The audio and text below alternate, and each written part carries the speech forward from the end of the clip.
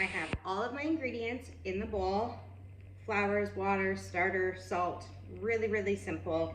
This is my light spring sourdough recipe. I have another video of the entire process, but I've added a new step at the very beginning when I'm mixing together all of my ingredients. So this is what I've always done, is started with my Danish dough whisk and gotten everything mixed together. Now, I always think an autolyse is really optional. Autolyse is where you let the flour and the water absorb together, but as I get, or I used to think it was optional, and as I get more experience, I'm learning that it's not. You really want to give that flour time to absorb your water. All right, so this is usually where I would stop before I let this autolyse. I'd put a lid on this bowl and I would give it 10 minutes or so, and then I would mix it together a bit and start my stretch and folding over the next 2 hours. What I've started doing at the very beginning is building the gluten more right off the bat, right initially. So instead of putting a lid on this now and letting it autolyse, what I'm going to do is I am going to actually knead it like a more traditional dough so it all comes together.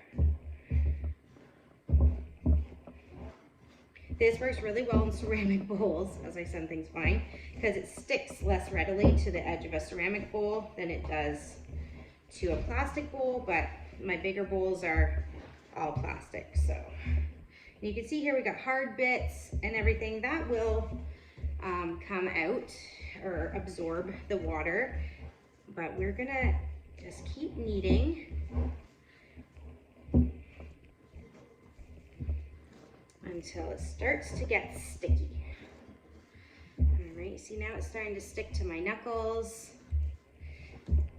Now this is a step of gluten development that I have only recently started doing in my sourdough loaves. And I do it because it offers you forgiveness later. It really allows you to miss a couple sets of stretch and folds if you're pressed for time. It also creates a more stable crumb in your bread, so it gives you a little bit more grace when you are proofing. So as you can see, now we've got stuff stuck, so I know that now it's ready to let it do its autolyse. So now we leave it for 10 minutes and we will come back.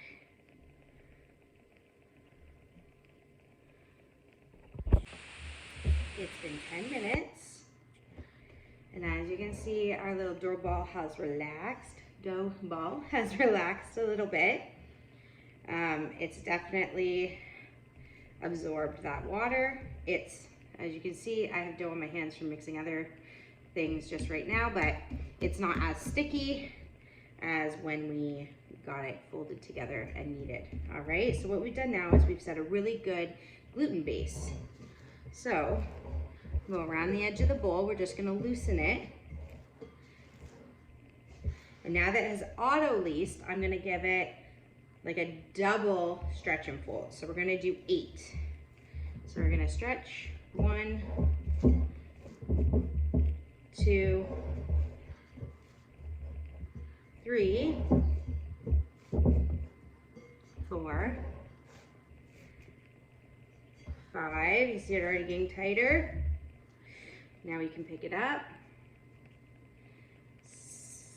6, 7, and this 8 one is literally just going to be a little tug and fold. It's not going to give any more. Now look at this beautiful ball. And now the recipe says over the next 2 hours to continue stretching and folding once every half an hour. But I'm going to tell you, because we've built this gluten so well in this loaf already, you can get away with probably doing 0 more stretch and folds if you don't want to, or if you have to run out the door and you don't have time to do it. This is a great time-saving technique. I am gonna go ahead with the extra stretch and folds because I like how it builds my crumb and we get a really nice chewy crumb. So there we go. As you can see, not sticky. Put our cover back on and we'll start our series of stretch and folds now.